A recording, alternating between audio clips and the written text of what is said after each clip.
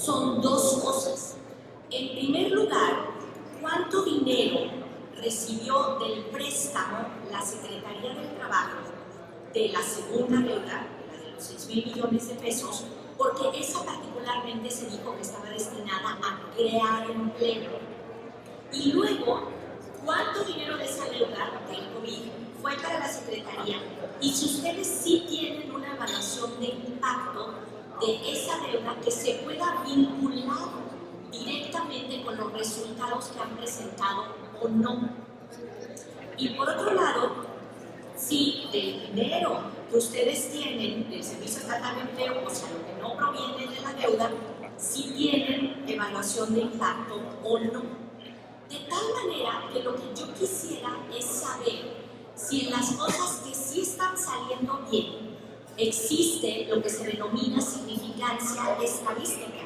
Es decir, si podemos acreditar que lo que está haciendo el gobierno es lo que derivó en ese beneficio positivo, porque todos sabemos que los programas sociales y que la inversión por sí misma no es benéfica, sino que tendríamos que encontrar cuáles son los puntos positivos que generaron ese resultado, pues para seguirlos haciendo y para decir por ahí va el camino.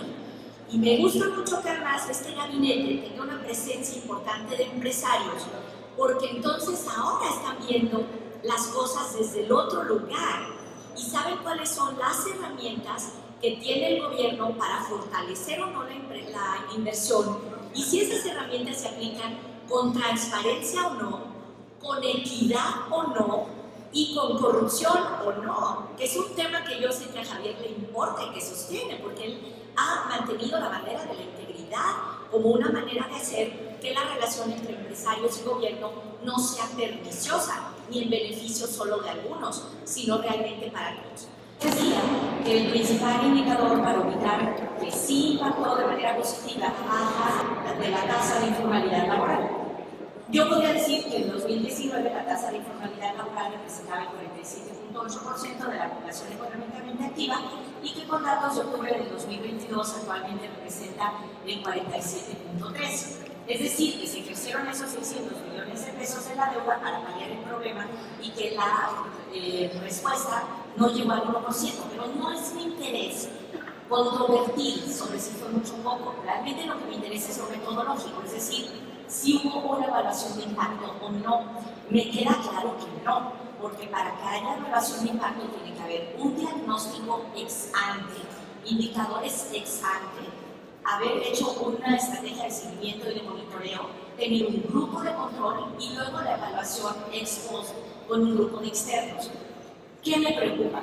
Que en este caso tenemos la fortuna de estar viendo resultados muy positivos y nosotros tenemos que saber qué de lo que hizo el gobierno exactamente hay que repetir, estimular o incentivar, porque mi planteamiento es que el presupuesto se debe dar en función de resultados, y es decir, si aquí hubo unos positivos tenemos que saber, como en el dominó, qué ficha repetir. Entonces, por supuesto me preocupa que no hubiera esa evaluación de impacto de la deuda para los programas que del dinero de la deuda se dieron a la Secretaría, y ya no alcanzó a decirme si para los que tienen que ver con el Servicio Estatal de Empleo tienen evaluación de impacto o no. Si sí, seré muy feliz si usted me pasa esos resultados. Entonces, se genera un panorama complicado, pero yo tengo una propuesta positiva. Con ustedes lo podríamos hacer.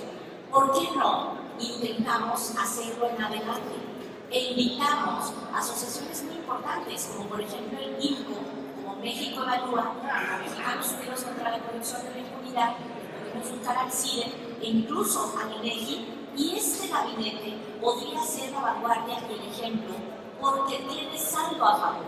O sea, los de seguridad, uno entiende que se pongan muy alerta, pues porque tienen un problema. Nada menos que quieren equiparar incidencia delictiva con el número de delitos cometidos cuando tenemos el 93% de cifra negra en el Estado. Claro, ellos se sienten muy mal, hacen mal, porque la primera forma de resolver un problema, dice el lugar común, es reconocerlo. Pero dado que ustedes tienen saldo a favor, porque los números, por más controvertibles, con precisiones o lo que quieran que se pudieran analizar, En principio, pues es innegable que son positivos, a mí me da mucho gusto. Entonces, valoremos si hay condiciones para que luego el legislativo con este gabinete explore la posibilidad de hacer una primera evaluación de impacto. Yo les dejaría esa propuesta en la mesa. Muchas gracias.